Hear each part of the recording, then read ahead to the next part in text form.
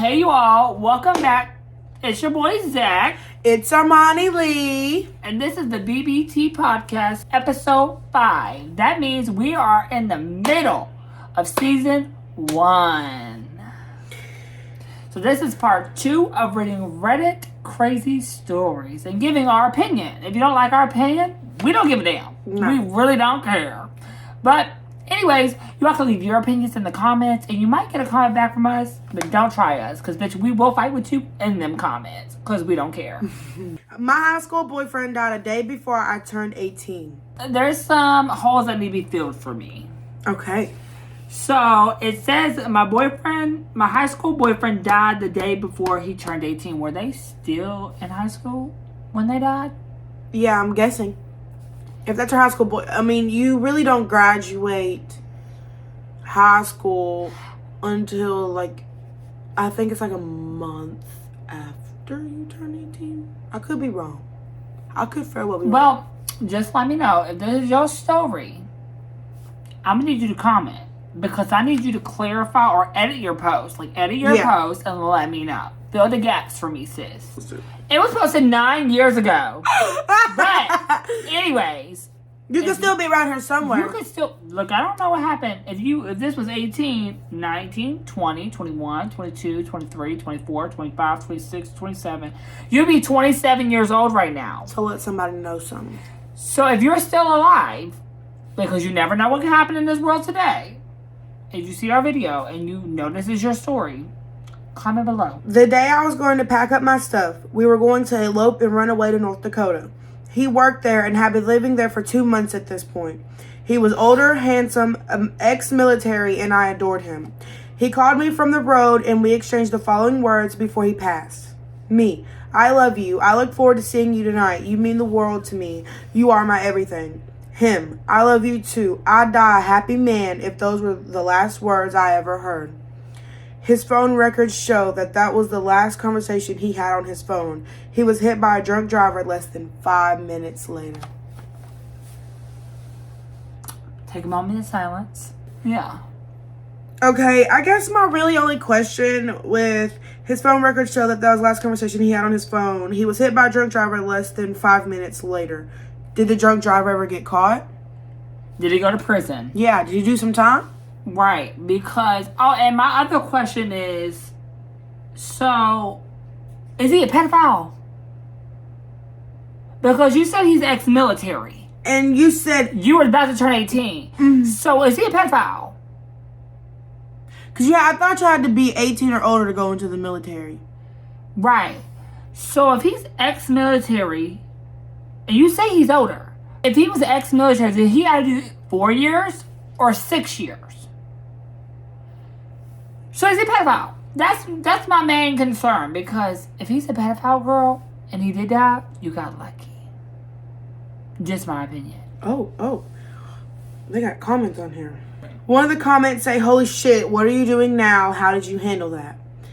Whoever the person was responded with, "I was devastated. I loved him a lot and still do. I've moved on with my life, accepted I can't change what happened and that he would be disappointed in me.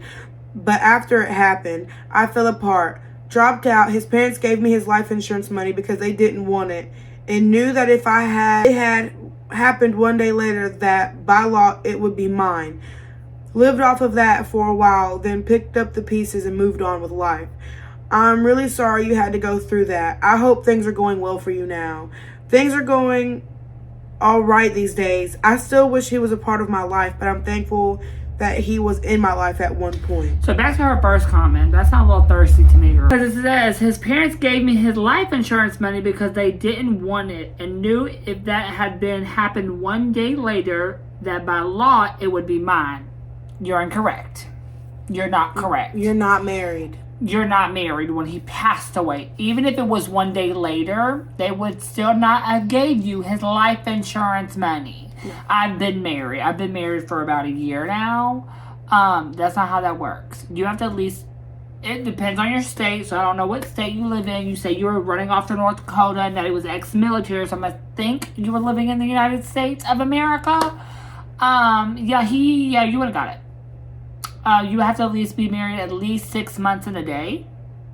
6 months in a day to collect anything as in if they have no beneficiary. So, baby, you were wrong on that. My facts, so I'm good on that. You don't gotta tell me I'm wrong, because bitch, I know I'm right. And then you said you lived off the money for a while. So did you work? Or did you not work? Because some people can live off of a life insurance policy and still have a job. And I get that he died and you didn't want to move on with your life, but baby, you gotta keep it pushing. I mean, she did say I've moved on with my life, except that I can't change what happened and that he would be disappointed in me. Why would he be disappointed in you? Right. For what? If he loved you, then he wouldn't be disappointed. You know, okay, when you lose somebody, it hurts. It's okay to go through that loss. It's okay to feel that grief. It's okay. They wouldn't be disappointed that you're crying. You're mourning a loss of a loved one. It's okay. But why would he be disappointed? Did you do something fucked up? Did you sleep with his cousin? Or his brother? When he passed away? I can't take my bitch serious, y'all. I just really want to know. Like, What did you do? I guess I'm different of how I grieve because I laugh. I don't cry.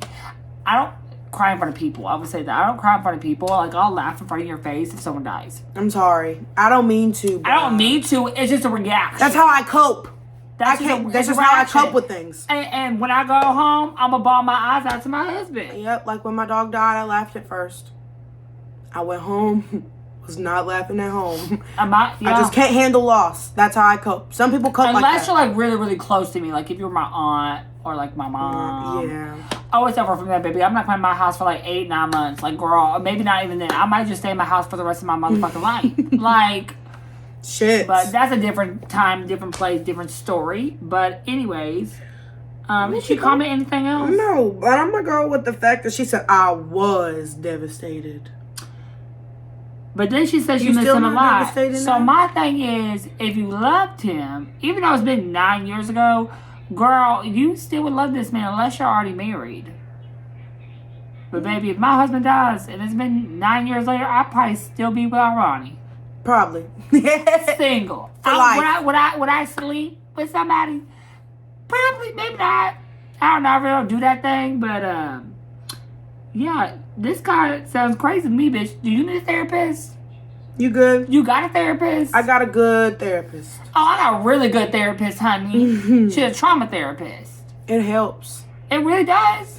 Oh, and let me end off really by saying this. If you're going through something right now, go get help. Please, go get help. Yeah, because building on so let's talk about trauma real quick. Trauma is not good to hold in because it can mess with you mentally and physically.